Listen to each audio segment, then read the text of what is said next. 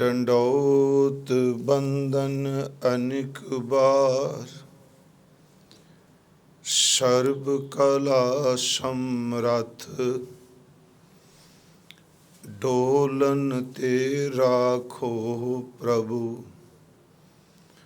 नानक दे कर हथ सतनाम।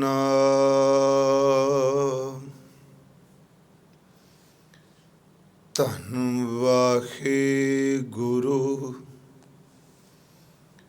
साहिब जियो,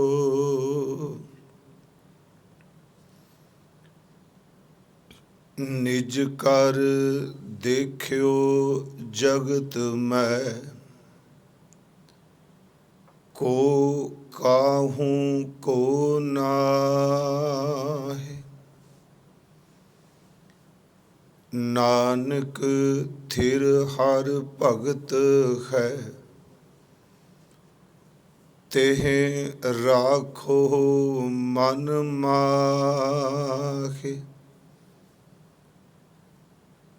निज कर देखियो जगत मैं,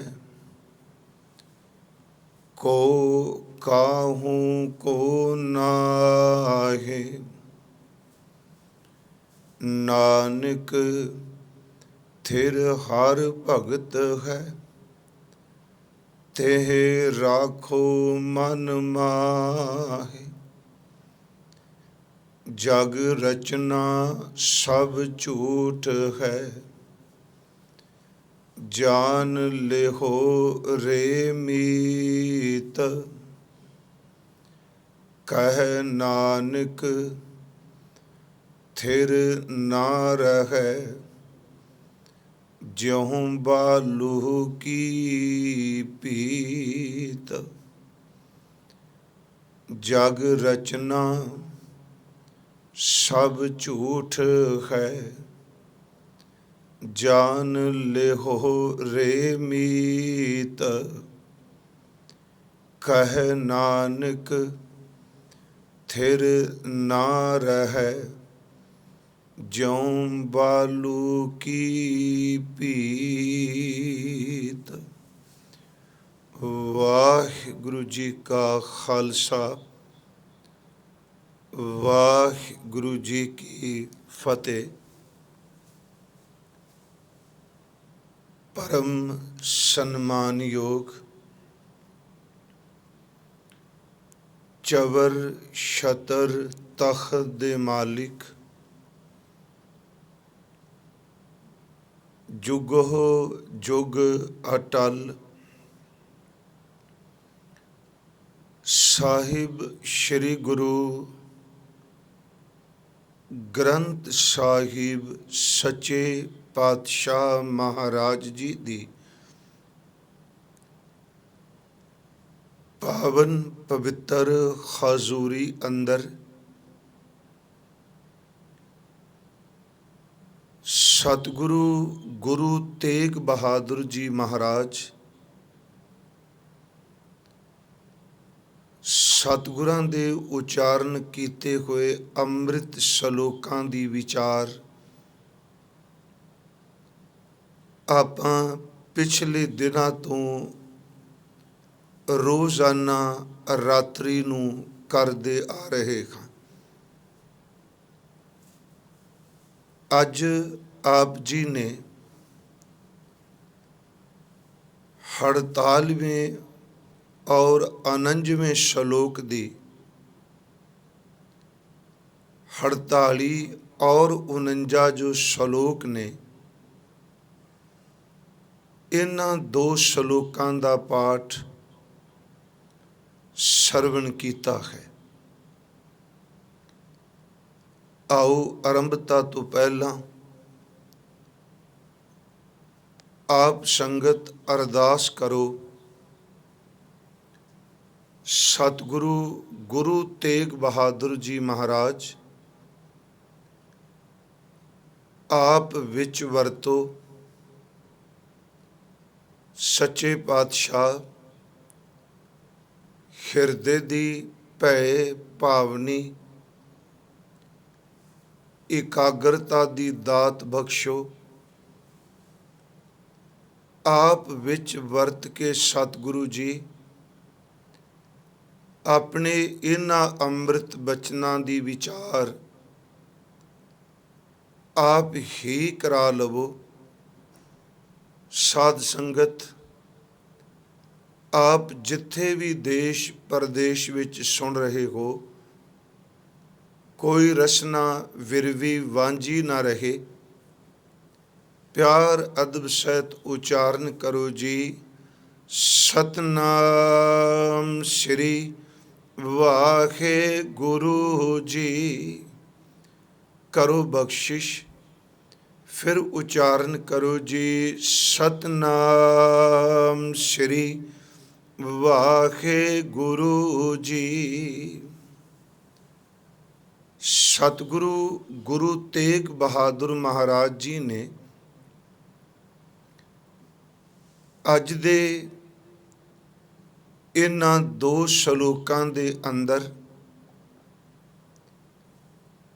3 ਬਚਨ ਸਾਨੂੰ ਦ੍ਰਿੜ ਕਰਾਏ ਨੇ।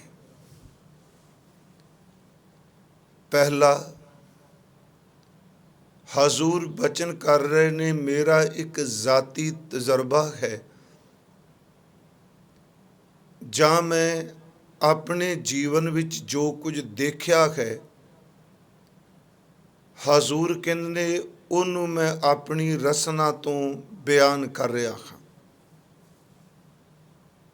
ਹਜ਼ੂਰ ਨੇ ਪਹਿਲੇ ਇਸ ਸ਼ਲੋਕ ਵਿੱਚ 48ਵੇਂ ਸ਼ਲੋਕ ਦੇ ਆਰੰਭ ਵਿੱਚ ਬਖਸ਼ਿਸ਼ ਕੀਤੀ, ਨਿਜ ਕਰ ਦੇਖਿਓ ਜਗਤ ਮੈਂ,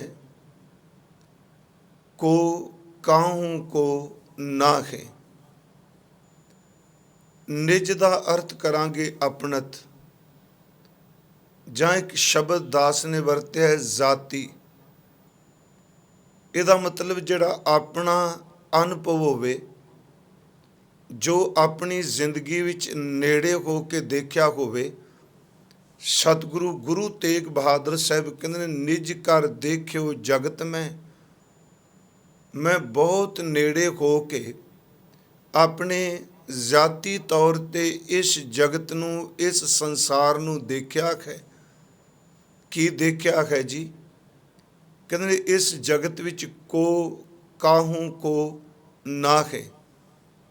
ਇਹ ਸ਼ਬਦ ਕੋ ਕਾਹੂ ਕੋ ਨਾਹੇ ਕਿ ਮੈਂ ਨੇੜੇ ਹੋ ਕੇ ਸੰਸਾਰ ਨੂੰ ਦੇਖਿਆ। ਮੇਰਾ ਤਜਰਬਾ ਹੈ ਕਿ ਇੱਥੇ ਕੋਈ ਵੀ ਕਿਸੇ ਦਾ ਨਹੀਂ, ਕੋਈ ਵੀ ਕਿਸੇ ਦਾ ਸਾਥੀ ਨਹੀਂ। ਮਹਾਰਾਜ ਕਹਿੰਦੇ ਨੇ ਫਿਰ ਇੱਕ ਹੈ ਜਿਹੜਾ ਸਦੀਵ ਕਾਲ ਲਈ ਸਥਿਰ ਹੈ। ਮਹਾਰਾਜ ਬਚਨ ਕਰ ਰਹੇ ਨੇ ਕਿ ਨਾਨਕ ਥਿਰ ਹਰ ਭਗਤ ਹੈ। ਗੁਰੂ ਤੇਗ ਬਹਾਦਰ ਸਾਹਿਬ ਜੀ ਦੇ ਇਹ ਅੰਮ੍ਰਿਤ ਬਚਨ, ਥਿਰ ਦਾ ਅਰਥ ਜਿਸ ਨੇ ਸਦੀਵ ਰਹਿਣਾ ਹੈ। ਹਰ ਭਗਤ, ਭਗਤ ਦੇ ਤੱਤੇ ਨੂੰ ਸਿਹਾਰੀ, ਇਹਦਾ ਮਤਲਬ ਭਗਤੀ। ਹਰ ਦਾ ਅਰਥ ਹਰੀ ਪਰਮਾਤਮਾ। ਹਜ਼ੂਰ ਕਹਿੰਦੇ ਨੇ ਮੈਂ ਜ਼ਾਤੀ ਤੌਰ ਤੇ ਦੇਖਿਆ ਇਸ ਜਗਤ ਵਿੱਚ ਕੋਈ ਵੀ ਕਿਸੇ ਦਾ ਨਹੀਂ। ਸਵਾਰਥ ਨਾਲ, ਸੁੱਖ ਨਾਲ, ਸਿਰਫ ਆਪਣੇ ਫਾਇਦੇ ਵਾਸਤੇ ਲੋਕ ਇੱਕ ਦੂਜੇ ਨਾਲ ਜ਼ਿਆਦਾ ਜੁੜੇ ਆ। ਤੇ ਮਹਾਰਾਜ ਕਹਿੰਦੇ ਨੇ ਇਹ ਮੇਰਾ ਆਪਣਾ ਤਜਰਬਾ ਹੈ। ਨਾਨਕ ਥਿਰ ਹਰ ਭਗਤ ਹੈ। ਸਿਰਫ ਹਰੀ ਪਰਮਾਤਮਾ ਦੀ ਭਗਤੀ ਜੋ ਉਹ ਸਥਿਰ ਹੈ। ਤੇ ਮਹਾਰਾਜ ਕਹਿੰਦੇ ਨੇ ਫਿਰ ਜਿਹੜੀ ਸਥਿਰ ਹੈ, ਜਿਸ ਨੇ ਕਦੀ ਸਾਥ ਨਹੀਂ ਛੱਡਣਾ, ਤੇ ਰਾਖੋ ਮਨ ਮਾਹੇ। ਉਸ ਪਰਮਾਤਮਾ ਦੀ ਸਥਿਰ ਰਹਿਣ ਵਾਲੀ ਜਿਹੜੀ ਭਗਤੀ ਹੈ, ਉਸ ਨੂੰ ਆਪਣੇ ਮਨ ਦੇ ਵਿੱਚ ਚੰਗੀ ਤਰ੍ਹਾਂ ਧਾਰਨ ਕਰ ਲਓ ਜਾਂ ਮਨ ਵਿੱਚ ਦ੍ਰਿੜ ਕਰ ਲਓ। ਇਹਦਾ ਮਤਲਬ ਪਹਿਲਾ ਜੋ ਸ਼ਲੋਕ ਅੱਜ ਵਿਚਾਰਦਾ ਹੈ, ਇਸ ਵਿੱਚ 2 ਬਚਨ ਨੇ। ਇੱਕ ਤਾਂ ਨਿਜ ਕਰਕੇ ਸੰਸਾਰ ਨੂੰ ਦੇਖਿਆ ਨੇੜੇ, ਕੋਈ ਕਿਸੇ ਦਾ ਨਹੀਂ, ਸਭ ਪਰਿਵਰਤਨਸ਼ੀਲ, ਨੇਤਰ ਬਦਲਣ ਵਾਲੇ। ਤੇ ਮਹਾਰਾਜ ਕਹਿੰਦੇ ਥਿਰ ਕੇਵਲ ਪਾਰ ਬ੍ਰਹਮ ਪਰਮੇਸ਼ਵਰ ਦੀ ਭਗਤੀ ਹੈ। ਤੇ ਉਸ ਭਗਤੀ ਨੂੰ ਆਪਣੇ ਮਨ ਦੇ ਵਿੱਚ ਰੱਖੋ। ਇਸ ਦੀ ਅਸੀਂ ਵਿਚਾਰ ਅੱਗੇ ਕਰ ਰਹੇ ਹਾਂ। ਦੂਸਰਾ ਸ਼ਲੋਕ, ਜਗ ਰਚਨਾ ਸਭ ਝੂਠ ਹੈ। ਇਹਦੇ ਅਰਥ ਬੜੇ ਸਰਲ ਨੇ ਜੀ, ਕੋਈ ਜ਼ਿਆਦਾ ਵਿਖਮ ਨਹੀਂ। ਜਗ ਦਾ ਅਰਥ ਅਸੀਂ ਸੰਸਾਰ ਕਰੀਏ, ਰਚਨਾ ਦਾ ਅਰਥ ਹੈ ਬਨਾਵਟ, ਜੋ ਦ੍ਰਿਸ਼ਟਮਾਨ ਦਿਸ ਰਿਹਾ ਹੈ, ਸਭ ਝੂਠ ਹੈ। ਇੱਥੇ ਝੂਠ ਦਾ ਅਰਥ ਕਰਾਂਗੇ ਜਿਹੜਾ ਨਾਸ਼ਵੰਤ ਹੈ। ਇੱਕ ਅਸੀਂ ਜ਼ਬਾਨ ਤੋਂ ਸ਼ਬਦ ਵਰਤਨੇ ਆ ਵੀ ਇਹ ਝੂਠ ਬੋਲ ਰਿਹਾ ਹੈ, ਪਰ ਇੱਥੇ ਸਤਿਗੁਰਾਂ ਨੇ ਸ਼ਬਦ ਵਰਤਿਆ ਝੂਠ ਦਾ ਅਰਥ ਨਾਸ਼ਵੰਤ, ਜਿਸ ਨੇ ਰਹਿਣਾ ਨਹੀਂ। ਜਗ ਰਚਨਾ ਸਭ ਝੂਠ ਹੈ। ਤੇ ਮਹਾਰਾਜ ਕਹਿੰਦੇ ਜਾਨ ਲਿਖੋ ਰੇ ਮੀਤ, ਹੇ ਮੇਰੇ ਮਿੱਤਰ ਇਸ ਗੱਲ ਨੂੰ ਚੰਗੀ ਤਰ੍ਹਾਂ ਜਾਣ ਲੈ ਕਿ ਇਹ ਰਚਨਾ, ਇਹ ਬਨਾਵਟ, ਇਹ ਜੋ ਕੁਝ ਦਿਸ ਰਿਹਾ ਹੈ ਇਹ ਨਾਸ਼ਵੰਤ ਹੈ। ਜਗ ਰਚਨਾ ਸਭ ਝੂਠ ਹੈ, ਜਾਨ ਲਿਖੋ ਰੇ ਮੀਤ। ਤੇ ਮਹਾਰਾਜ ਕਹਿੰਦੇ ਪਤਾ ਇਹ ਦਿਸ ਤਾਂ ਰਹੀ ਹੈ, ਮਨੁੱਖੀ ਮਨ ਚ ਆਏਗਾ ਵੀ ਦ੍ਰਿਸ਼ਟਮਾਨ ਸਾਨੂੰ ਨਜ਼ਰ ਤਾਂ ਆ ਰਿਹਾ। ਤੇ ਮਹਾਰਾਜ ਕਹਿੰਦੇ ਨੇ ਇਹ ਇਸ ਤਰ੍ਹਾਂ ਹੈ, ਕਹਿ ਨਾਨਕ ਥਿਰ ਨਾ ਰਹਿ। ਧੰਨ ਗੁਰੂ ਤੇਗ ਬਹਾਦਰ ਮਹਾਰਾਜ ਕਹਿ ਰਹੇ ਨੇ ਥਿਰ ਨਾ ਰਹੇ, ਇਹਨੇ ਸਥਿਰ ਨਹੀਂ ਰਹਿਣਾ, ਇਹ ਝੂਠ ਹੈ, ਇਹ ਨਾਸ਼ਵੰਤ ਹੈ। ਤੇ ਮਹਾਰਾਜ ਕਿਉਂ ਨਹੀਂ ਥਿਰ ਰਹਿਣਾ, ਨਜ਼ਰ ਤਾਂ ਆ ਰਹੀ ਹੈ। ਤੇ ਸਤਿਗੁਰੂ ਕਹਿੰਦੇ ਨੇ ਕਿ ਜਿਉਂ ਬਾਲੂ ਕੀ ਭੀਤ, ਬਾਲੂ ਦਾ ਅਰਥ ਆਪਾਂ ਕਰਾਂਗੇ ਰੇਤ, ਭੀਤ ਦਾ ਅਰਥ ਹੈ ਕੰਧ।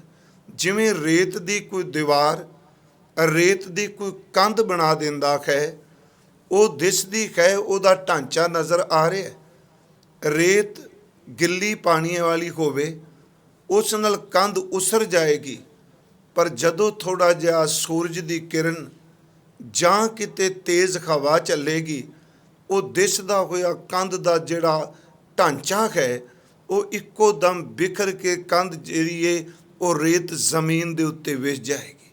ਇਹਦਾ ਮਤਲਬ 3 ਬਚਨ ਕਹੇ ਨਾ 2 ਸ਼ਲੋਕਾਂ 'ਚ। ਇੱਕ ਤਾਂ ਕਿਹਾ ਵੀ ਇਸ ਦੁਨੀਆ ਵਿੱਚ ਨੇੜੇ ਹੋ ਕੇ ਦੇਖਿਆ ਕੋਈ ਕਿਸੇ ਦਾ ਨਹੀਂ। ਦੂਸਰਾ ਬਚਨ ਕਿਹਾ ਥਿਰ ਭਗਤੀ ਹੈ। ਤੀਸਰਾ ਬਚਨ ਮਹਾਰਾਜ ਜੀ ਨੇ ਕਿਹਾ ਇਹ ਜਗਤ ਨਾਸ਼ਵੰਤ ਇਸ ਤਰ੍ਹਾਂ ਹੈ ਜਿਵੇਂ ਰੇਤ ਦੀ ਬਾਲੂ ਦੀ ਕਿਸੇ ਨੇ ਭੀਤ ਬਣਾਈ ਹੋਵੇ, ਉਹ ਕੰਧ ਦੇ ਖਤਮ ਹੁੰਦਿਆਂ ਕੋਈ ਦੇਰੀ ਨਹੀਂ। ਮੇਰੇ ਕਹਿਣ ਤੋਂ ਮੁਰਾਦ ਸ਼ਲੋਕ 2 ਨੇ, ਬਚਨ ਸਤਿਗੁਰਾਂ ਨੇ ਇਹਦੇ ਵਿੱਚ 3 ਕੀਤੇ ਨੇ। ਸਭ ਤੋਂ ਪਹਿਲਾਂ ਅਸੀਂ ਇਹ ਤਿੰਨਾਂ ਨੂੰ 2 ਹਿੱਸਿਆਂ ਵਿੱਚ ਵਿਆਖਿਆ ਕਰ ਲਈਏ। ਇੱਕ ਤਾਂ ਕੋ ਕਾਹੂ ਕੋ ਨਾਹੇ, ਦੂਸਰਾ ਬਚਨ ਜਗ ਰਚਨਾ ਸਭ ਝੂਠ ਹੈ। ਇਹ 2 ਬਚਨ ਹੋ ਜਾਣਗੇ, ਇੱਕੋ ਹੀ ਸਿਧਾਂਤ ਇਹਨਾਂ ਦਾ। ਨਾਲ ਨਾਨਕ ਥਿਰ ਖਰ ਭਗਤ ਹੈ ਤੇ ਰਾਖੋ ਮਨ ਮਾਖੇ, ਇਹ ਜਗਤ ਝੂਠ ਹੈ, ਇਹ ਬਿਨਸਨਖਾਰ ਹੈ, ਸੰਸਾਰ ਵਿੱਚ ਕੋਈ ਕਿਸੇ ਦਾ ਨਹੀਂ। ਤੇ ਜਿਹੜਾ ਸਥਿਰ ਰਹਿਣ ਵਾਲਾ ਹੈ ਉਹ ਕੇਵਲ ਖਰੀ ਦੀ ਭਗਤੀ ਹੈ, ਉਸ ਭਗਤੀ ਨੂੰ ਆਪਣੇ ਮਨ ਵਿੱਚ ਰੱਖੋ। ਹਜ਼ੂਰ ਸੱਚੇ ਪਾਤਸ਼ਾਹ ਜੀ ਦੇ ਇਹ 2 ਬਚਨ ਦੇਖੋ, ਰੋਜ਼ ਤਕਰੀਬਨ ਆਉਣ ਵਾਲੇ ਦਿਨਾਂ ਵਿੱਚ ਵੀ ਤੇ ਪਿਛਲੇ ਦਿਨਾਂ ਵਿੱਚ ਇੱਕ ਸਬਜੈਕਟ ਹੀ ਤਕਰੀਬਨ ਚੱਲਦਾ ਪਿਆ ਹੈ। ਇਹਦੇ 'ਚ ਕੋਈ ਖੌਮੇ ਵਾਲੀ ਬਾਤ ਨਹੀਂ ਕਿ ਨਿਰੰਤਰ ਇੱਕ ਸਬਜੈਕਟ ਉੱਤੇ ਰੋਜ਼ ਵਿਚਾਰ ਕਰਨੀ। ਇਹ ਸਤਿਗੁਰੂ ਗੁਰੂ ਤੇਗ ਬਹਾਦਰ ਮਿਹਰ ਕਰ ਰਹੇ ਨੇ। ਹਜ਼ੂਰ ਨੇ ਪਹਿਲਾਂ ਕਿਹਾ ਵੀ ਮੇਰੀ ਜ਼ਿੰਦਗੀ ਦਾ ਇਹ ਤਜਰਬਾ ਜੇ ਤੇ ਆਪਣਾ ਤੁਸੀਂ ਜੇ ਕਰਨਾ ਹੈ ਤੇ ਕਰ ਲਓ। ਮੇਰਾ ਜ਼ਿੰਦਗੀ ਦਾ ਜ਼ਿਆਤੀ ਇਹ ਤਜਰਬਾ ਹੈ ਕਿ ਮੈਂ ਨੇੜੇ ਹੋ ਕੇ ਜਗਤ ਵਿੱਚ ਦੇਖਿਆ ਕੋਈ ਕਿਸੇ ਦਾ ਨਹੀਂ, ਇਹ ਨਾਸ਼ਵਾਨਤਾ ਹੈ। ਇਹ ਜਿਹੜੇ ਸ਼ਬਦ ਸਤਿਗੁਰੂ ਵਰਤ ਰਹੇ ਨੇ ਵਾਰ-ਵਾਰ, ਇਹ ਅਸਲ 'ਚ ਇਹਨਾਂ ਦਾ ਮਕਸਦ ਇਹ ਨਹੀਂ ਕਿ ਇਸ ਵਿੱਚ ਇਹ ਨਫ਼ਰਤ ਫੈਲਾਣੀ ਵੀ ਕੋਈ ਕਿਸੇ ਦਾ ਨਹੀਂ, ਦੁਨੀਆ ਇੱਕ ਦੂਜੇ 'ਤੇ ਭਰੋਸਾ ਵੀ ਨਹੀਂ ਕਰੇਗੀ, ਸਮਾਜ ਦੇ ਕਿਰਤਕਾਰ ਵਿਹਾਰ ਵੀ ਨਹੀਂ ਚੱਲਣਗੇ। ਇਸ ਹਕੀਕਤ ਨੂੰ ਗੁਰੂ ਸਾਹਿਬ ਤਾਂ ਵਾਰ-ਵਾਰ ਸਾਨੂੰ ਦ੍ਰਿੜ ਕਰਾ ਰਹੇ ਆ ਕਿ ਇਸ ਮਨ ਦੇ ਅੰਦਰ ਕਿਤੇ ਰੰਚਕ ਮਾਤਰ ਇਸ ਤੋਂ ਉਪਰਾਮਤਾ, ਜਿਹਦੇ ਵਿੱਚ ਇਹ ਫਸਿਆ ਪਿਆ ਮਨ, ਜਿੱਥੇ ਦਿਨ ਰਾਤ ਇਹਨੂੰ ਸੱਤ ਸਮਝ ਕੇ ਪਕੜੀ ਬੈਠਾ, ਕਿਤੇ ਇਹਨਾਂ ਸ਼ਬਦਾਂ ਨੂੰ ਸੁਣ ਕੇ, ਇਸ ਹਕੀਕਤ ਨੂੰ ਸੁਣ ਕੇ ਇਨਸਾਨ ਦੇ ਅੰਦਰ ਕਿਤੇ ਬੈਰਾਗ, ਉਪਰਾਮਤਾ ਪੈਦਾ ਹੋ ਜਾਏ। ਤੇ ਜਦੋਂ ਇਨਸਾਨ ਅੰਦਰ ਬੈਰਾਗ ਆਵੇਗਾ, ਉਦੋਂ ਪਿਆਰਿਓ ਕੁਦਰਤੀ ਤੌਰ 'ਤੇ ਅੰਦਰ ਫਿਰ ਇਹ ਭਾਲਣ ਤੁਰੇਗਾ ਵੀ ਜੇ ਇਹ ਸਭ ਕੁਝ ਸਵਾਰਥੀ ਹੈ ਤੇ ਫਿਰ ਸੱਤ ਕੀ ਹੈ, ਫਿਰ ਅਸਲੀਅਤ ਕੀ ਹੈ। ਤੇ ਫਿਰ ਗੁਰਦੇਵ ਉਸ ਉਪਰਾਮਤਾ ਵਿੱਚੋਂ, ਉਸ ਬੈਰਾਗ ਦੇ ਵਿੱਚੋਂ, ਇਸ ਸੰਸਾਰ ਦੇ ਧੋਖੇਬਾਜ਼ੀ ਦੀ ਖੇਡ ਵਿੱਚੋਂ ਮਹਾਰਾਜ ਫਿਰ ਇੱਥੋਂ ਨਵਾਂ ਰਾਹ ਦਿੰਦੇ ਆ। ਉਹ ਨਵਾਂ ਰਾਹ, ਨਵੀਂ ਰੋਸ਼ਨੀ ਇਹ ਦਿੰਦੇ ਆ ਕਿ ਇਹ ਮੈਂ ਸਾਰੇ ਦੇਖੇ ਨੇ, ਕੋਈ ਕਿਸੇ ਦਾ ਨਹੀਂ, ਇਹ ਰੇਤ ਦੀਆਂ ਕੰਧਾਂ ਨੇ। ਪਰ ਇੱਕ ਤਜਰਬਾ ਮੇਰਾ ਹੋਰ ਹੀ ਪਿਆਰਿਆ, ਮੈਂ ਉਹ ਵੀ ਦੇਖਿਆ। ਉਹ ਤਜਰਬਾ ਇਹ ਵੇ ਕਿ ਪਰਮਾਤਮਾ ਦੀ ਭਗਤੀ ਥਿਰਕ ਹੈ ਤੇ ਉਸ ਦੀ ਭਗਤੀ ਨੂੰ ਆਪਣੇ ਮਨ ਵਿੱਚ ਦ੍ਰਿੜ ਕਰ। ਮੈਂ ਫਿਰ ਬੇਨਤੀ ਕਰਾਂ, ਬੈਰਾਗ ਹੈ, ਉਪਰਾਮਤਾ ਇਸ ਕਰਕੇ ਵੀ ਸਾਡਾ ਅੰਦਰ ਦਾ ਝੁਕਾਅ ਪਰਮੇਸ਼ਵਰ ਪਰਮਾਤਮਾ ਵੱਲ ਹੋ ਜਾਏ। ਸ਼੍ਰੀ ਗੁਰੂ ਤੇਗ ਬਹਾਦਰ ਸਾਹਿਬ ਮਹਾਰਾਜ, ਉਹਨਾਂ ਦੇ ਬਚਨਾਂ ਵਿੱਚੋਂ ਇੱਕ ਦੋ ਬਚਨ ਆਪ ਨਾਲ ਇਹ ਸਾਂਝਾ ਕਰਾਂਗਾ ਵੀ ਜ਼ਿੰਦਗੀ ਦਾ ਤਜਰਬਾ ਹੈ। ਤੇ ਉਂਝ ਵੈਸੇ ਜਦੋਂ ਕਿਸੇ ਚੀਜ਼ ਦਾ ਅਨੁਭਵ ਹੋ ਜਾਏ, ਤਜਰਬਾ ਹੋ ਜਾਏ, ਜ਼ਾਤੀ ਤੌਰ ਤੇ ਬੰਦੇ ਨੂੰ ਉਹਦੀ ਸਮਝ ਪੈ ਜਾਏ, ਫਿਰ ਉਹ ਕੂਕ ਕੂਕ ਕੇ ਦੱਸਦਾ, ਭਲੇ ਲੋਕੋ ਮੇਰੇ ਤਜਰਬੇ ਤੋਂ ਕੁਝ ਸਿੱਖੋ, ਜੋ ਮੈਂ ਦੇਖਿਆ ਮੇਰੀ ਗੱਲ ਸੱਚ ਮੰਨੋ। ਕਿਉਂਕਿ ਸੰਸਾਰ ਦਾ ਕੋਈ ਵੀ ਕੰਮ ਹੈ ਜਿਹਦਾ ਬੰਦੇ ਦਾ ਆਪਣਾ ਨਿੱਜੀ ਅਨੁਭਵ ਹੋ ਜਾਏਗਾ, ਆਪਣਾ ਤਜਰਬਾ ਹੋ ਜਾਏਗਾ, ਉਹ ਦੱਸ ਦੇਗਾ ਪਰ ਭਾਈ ਮੈਂ ਇਹ ਕੁਝ ਇਹਦੇ 'ਚ ਦੇਖਿਆ। ਤੇ ਇਸ ਵਿੱਚ ਗੁਰੂ ਤੇਗ ਬਹਾਦਰ ਜੀ ਨੇ ਫਰਮਾਇਆ ਕਿ ਇਹ ਮੇਰਾ ਜ਼ਾਤੀ ਤਜਰਬਾ ਹੈ ਕਿ ਇਸ ਸੰਸਾਰ ਵਿੱਚ ਕੋਈ ਵੀ ਕਿਸੇ ਦਾ ਨਹੀਂ। ਇਹ ਸਵਾਰਥ ਨੂੰ ਲੈ ਕੇ, ਇਹ ਲਾਲਚ ਨੂੰ ਲੈ ਕੇ, ਇਹ ਤਮੇ ਨੂੰ ਲੈ ਕੇ, ਇਹ ਸਿਰਫ ਸੰਸਾਰ ਦੇ ਦਿਸਦੇ ਕੋਈ ਪਦਾਰਥਕ ਸੁੱਖ ਨੂੰ ਲੈ ਕੇ ਲੋਕ ਨੇੜੇ ਲੱਗਦੇ ਆ। ਗੁਰੂ ਤੇਗ ਬਹਾਦਰ ਸਾਹਿਬ ਮਹਾਰਾਜ ਜੀ ਦਾ ਇੱਕ ਇਹ ਬਚਨ ਖਾਸ ਕਰਕੇ ਸੋਲਠ ਰਾਗ ਵਿੱਚ, ਇਸ ਵਿੱਚ ਹਜ਼ੂਰ ਨੇ ਬੜੇ ਪਿਆਰੇ ਬਚਨ ਕਹੇ। ਮਹਾਰਾਜ ਜੀ ਨੇ ਫਰਮਾਇਆ, ਮੈਂ ਸਿਰਫ ਪਹਿਲਾਂ ਵਿਆਖਿਆ ਕਰ ਰਿਹਾ, ਜਗਤ ਰਚਨਾ ਝੂਠ ਕੋ ਕਾਹੂ ਕੋ ਨਾਹੀ। ਦੂਸਰੀ ਬਾਤ ਅਸੀਂ ਕਰਾਂਗੇ ਵੀ ਥਿਰ ਹਰ ਭਗਤ ਹੈ, ਭਗਤੀ ਸਦੀਵ ਕਰ ਰਹਿਣ ਵਾਲੀ। ਸਤਿਗੁਰੂ ਸੱਚੇ ਪਾਤਸ਼ਾਹ ਮਹਾਰਾਜ ਜੀ ਨੇ ਆਪਣੀ ਅੰਮ੍ਰਿਤ ਰਚਨਾ ਵਿੱਚ ਇੱਕ ਬਚਨ ਕੀਤਾ ਹੈ, ਉਹ ਪਿਛਲੇ ਦਿਨ ਅਰਜ਼ ਕੀਤੀ ਸੀ, ਪ੍ਰੀਤਮ ਜਾਨ ਲੇਖੋ ਮਨ ਮਾਹੀ। ਪ੍ਰੀਤਮ ਦਾ ਅਰਥ ਹੈ ਮੇਰੇ ਪਿਆਰੇ, ਇਸ ਬਾਤ ਨੂੰ ਚੰਗੀ ਤਰ੍ਹਾਂ ਤੂੰ ਜਾਣ ਲੈ, ਸਮਝ ਲੈ। ਪ੍ਰੀਤਮ ਜਾਨ ਲੇਖੋ ਮਨ ਮਾਹੀ, ਆਪਣੇ ਸੁਖ ਸਿਉ ਹੀ ਜਗ ਫਾਂਦਿਓ ਕੋ ਕਾਹੂ ਕੋ ਨਾਹੀ। ਜਿਵੇਂ ਅੱਜ ਇੱਥੇ ਕਹਿਣਾ ਕੋ ਕਾਹੂ ਕੋ ਨਾਹੀ, ਉੱਥੇ ਮਹਾਰਾਜ ਕਹਿੰਦੇ ਨੇ ਕਿ ਮੇਰੇ ਪਿਆਰੇ, ਮੇਰੇ ਮਿੱਤਰ, ਮੇਰੇ ਸੱਜਣ, ਮੇਰੇ ਸਿੱਖਾ, ਇਸ ਗੱਲ ਨੂੰ ਚੰਗੀ ਤਰ੍ਹਾਂ ਸਮਝ ਲੈ ਕਿ ਇਹ ਸਾਰਾ ਸੰਸਾਰ ਸੁੱਖ ਕਰਕੇ ਨੇੜੇ ਢੁਕਦਾ ਪਿਆ ਹੈ, ਇੱਥੇ ਕੋਈ ਵੀ ਕਿਸੇ ਦਾ ਨਹੀਂ। ਪ੍ਰੀਤਮ ਜਾਨ ਲੇਖੋ ਮਨ ਮਾਹੀ, ਆਪਣੇ ਸੁਖ ਸਿਉ ਹੀ ਜਗ ਲਾਗਿਓ ਕੋ ਕਾਹੂ ਕੋ ਨਾਹੀ। ਮਹਾਰਾਜ ਜੀ ਨੇ ਇੱਕ ਬਚਨ ਕਹਿ ਦੇ ਵਿੱਚ ਕਿ ਸੁਖ ਮੈਂ ਆਨ ਬਹੁਤ ਮਿਲ ਬੈਠਤ। ਜਦੋਂ ਇਨਸਾਨ ਦੇ ਕੋਲ ਸੁੱਖ ਹੁੰਦਾ ਹੈ ਤੇ ਉਦੋਂ ਕੁਦਰਤੀ ਤੌਰ ਤੇ ਲੋਕ ਬਹੁਤ ਸਾਰੇ ਇਕੱਠੇ ਹੁੰਦੇ ਆ।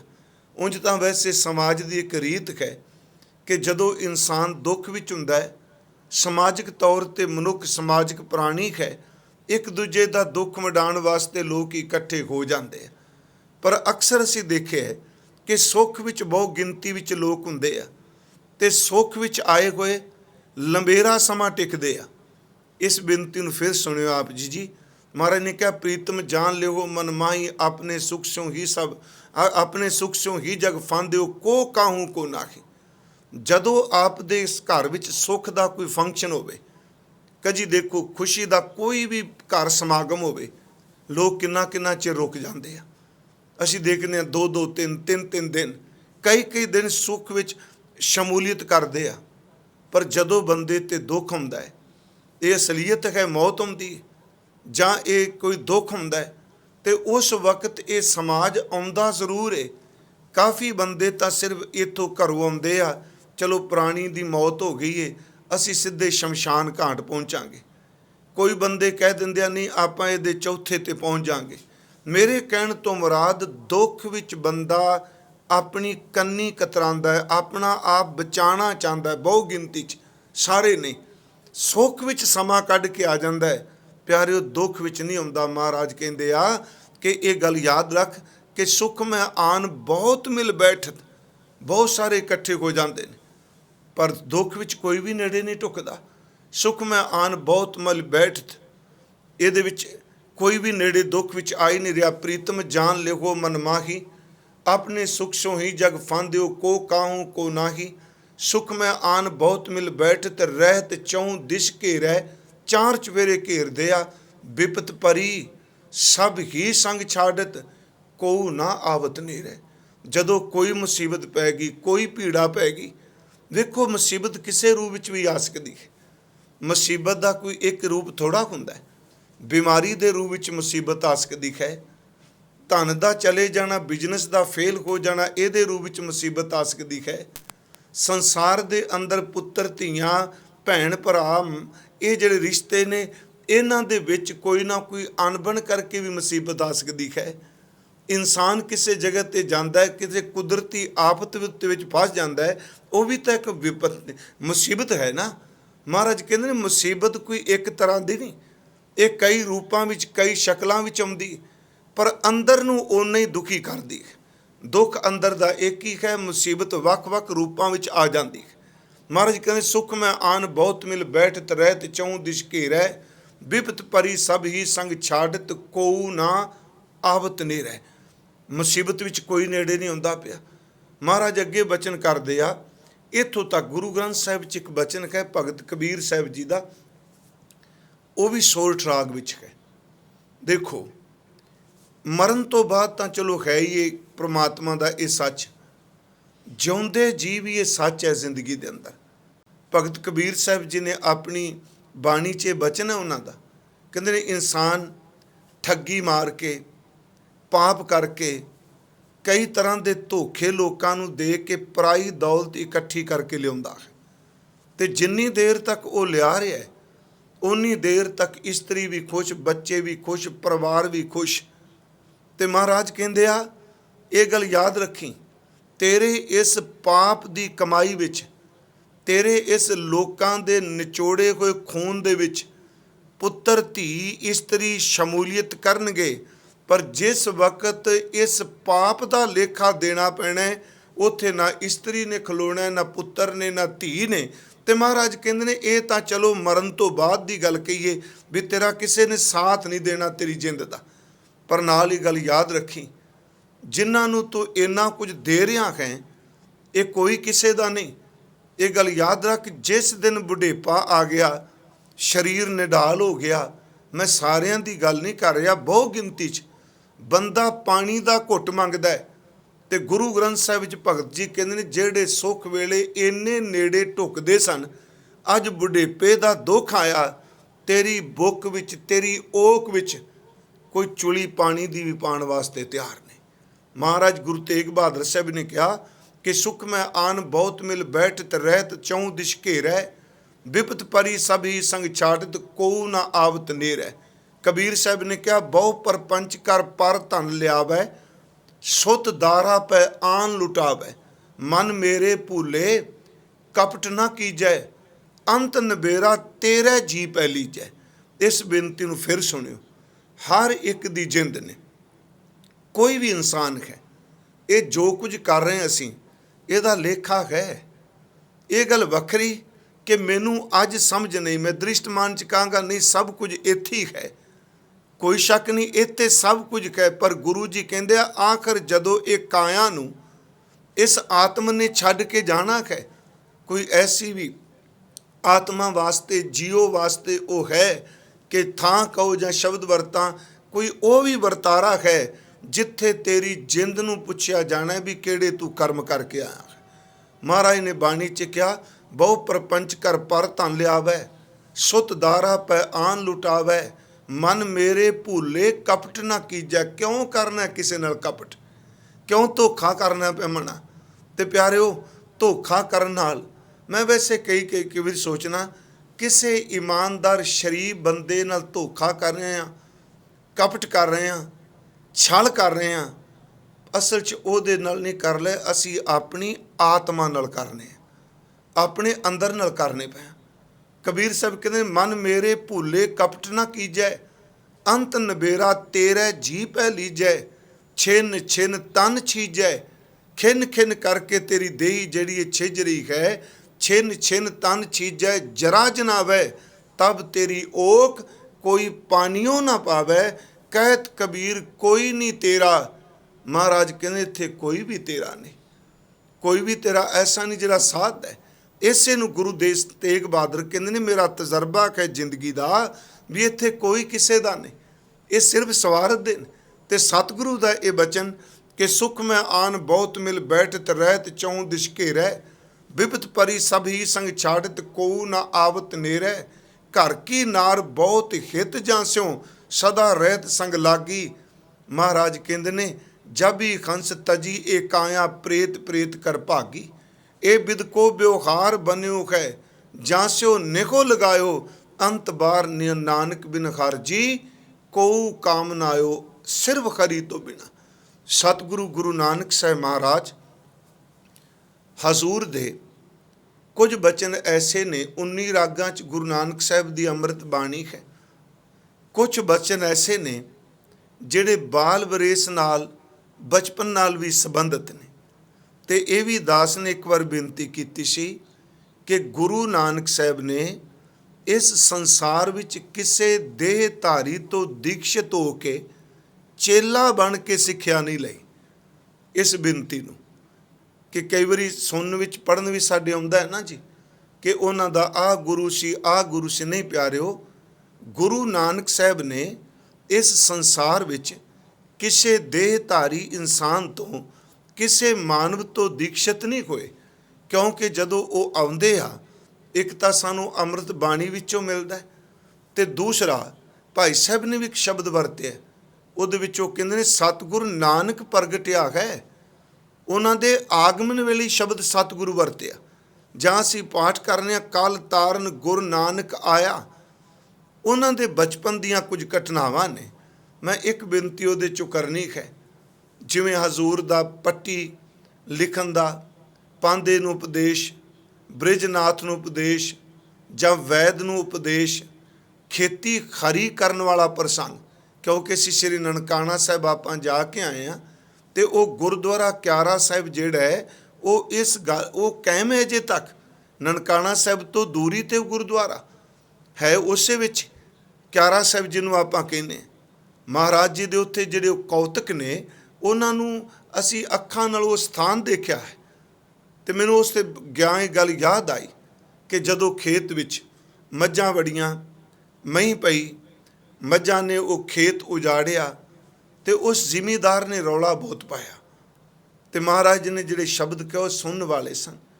हजूर ने कहा भाई वे तेरा किछ नहीं उजड़िया। ये गुरु नानक साहब दे बोल सन। भाई वे तेरा किछ नहीं उजड़िया, की होया किसे मई ने मूँह मार दिता, खुदा इसे विच बरकत कत सी। उत्थे महाराज जी ने कुछ उपदेश इन्हां नूं बचपन विच दे दिते। एक शब्द गुरु ग्रंथ साहिब दे विच तिलंग राग दे विच है। मैं इस नाल संबंधित ते तां बेनती कर लगा कि निज कर देखियो जगत में को काहू को ना है। कुछ विद्वानां दा मत है कि ये मौलवी नूं संबोधन करके हजूर ने उचारण किया, पर जो दे विच उपदेश है वो उपदेश केवल एक मनुख लई नहीं। गुरु ग्रंथ साहिब दी जितनी बाणी है प्यारिओ, ये बाणी सर्वदेशी और सर्वकाली है। सर्वदेशी का अर्थ किसी भी मुल्क विच जाओगे ये उपदेश उत्थे सार्थक होवेगा।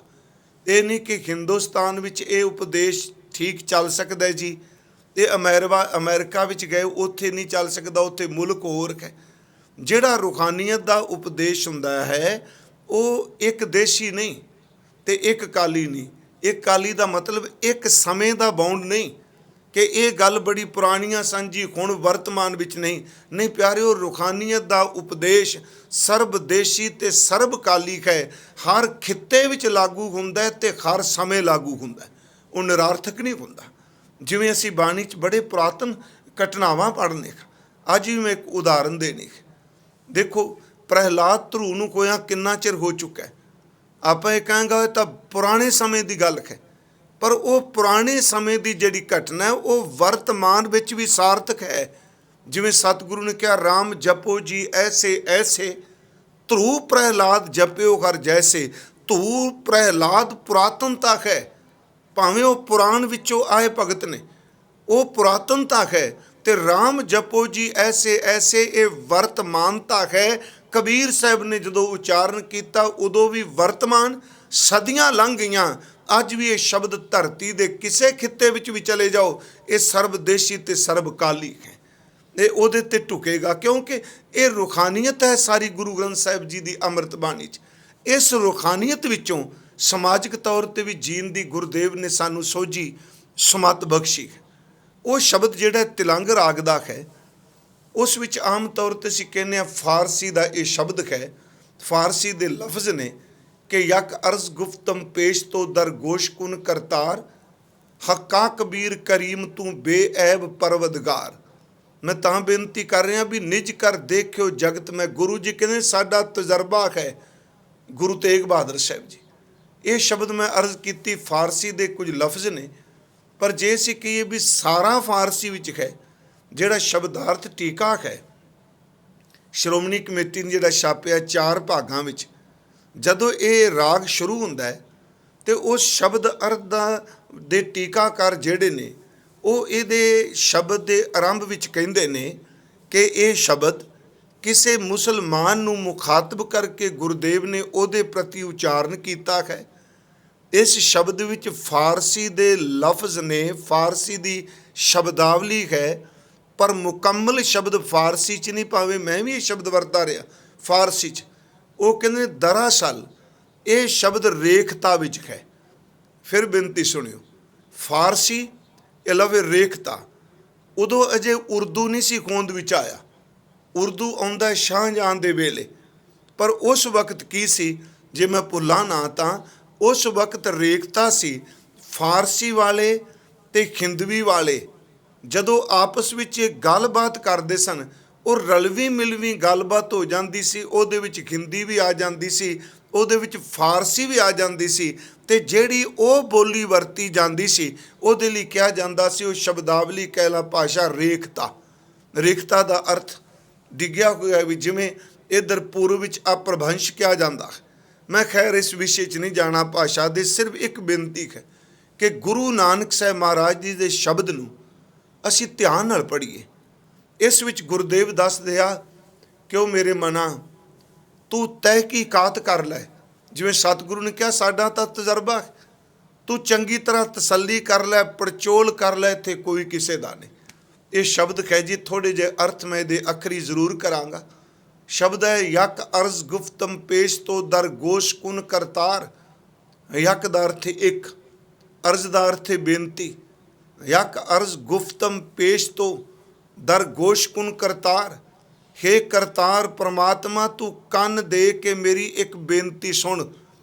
ਮੈਂ ਤੇਰੇ ਨਾਲ ਗੱਲਬਾਤ, ਮੈਂ ਗੱਲ ਆਖੀ।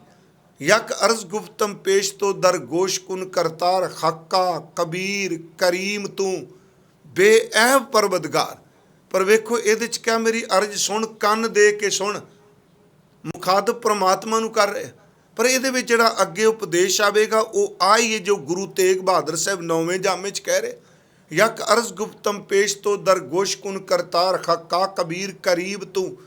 ਤੂੰ ਸੱਚ ਹੈ, ਤੂੰ ਸਭ ਤੋਂ ਵੱਡਾ ਹੈ, ਤੂੰ ਦਿਆਲੂ ਹੈ। ਹੱਕਾ ਕਬੀਰ ਕਰੀਮ ਤੂੰ ਬੇਐਬ ਪਰਵਦਗਾਰ, ਤੇਰੇ ਉੱਤੇ ਕੋਈ ਐਬ ਨਹੀਂ।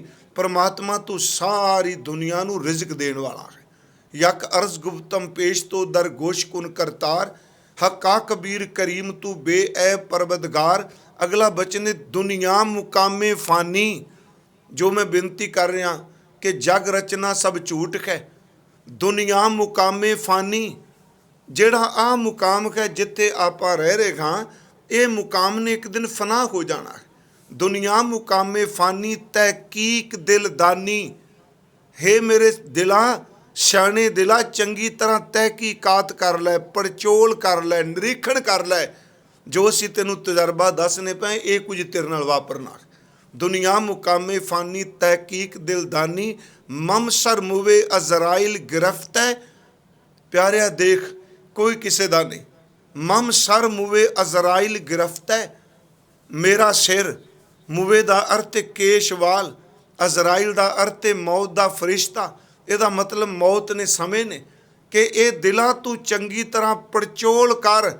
ਮਹਾਰਾਜ ਗੁਰੂ ਨਾਨਕ ਸਾਹਿਬ ਕਹਿੰਦੇ ਨੇ ਮੇਰੇ ਸਿਰ ਦੇ ਵਾਲਾਂ ਨੂੰ ਮੌਤ ਨੇ ਪਕੜਿਆ ਹੋਇਆ।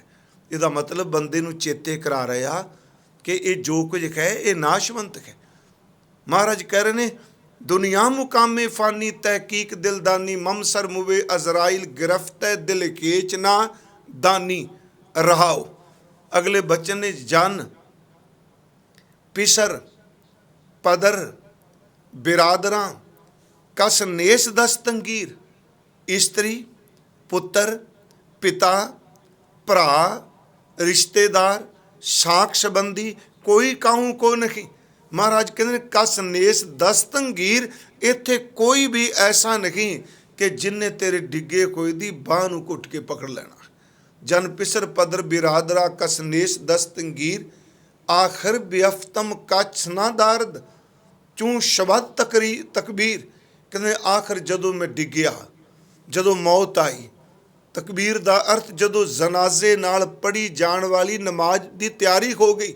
महाराज ने शब्दावली वही वरती इस्लाम वाली। महाराज कहते ने आखिर बेअफ्तम कश ना दारद चूं शबद तकबीर, शब रोज़ गस्तम दर खवा कर देम बदी ख्याल। हे परमात्मा मेरी हालत ए वे। शब का अर्थ है रात, फारसी भी शब कहांगे, रोज़ का अर्थ है दिन। कहते ने परमात्मा दिन की ते रात की, अठे पैर मेरा मन जिहड़ा सच्ची मुच्ची बदी दे ख्यालों विच ही प्रवृत्त रहा है। ये समझदा ही नहीं पिया, इस दिल नूं समझ नहीं पै रही भी सिर दे उत्ते मौत ने जूड़े नूं घुट के पकड़िया है। पता नहीं किस थां ते केड़ी घड़ी इहने खिच लैणा मैनू।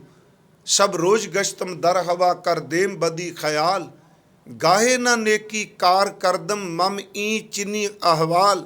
हे परमात्मा कोई भी नेकी वाला कर्म चंगा कर्म नहीं किया, ये मेरी हालत बनी पई है।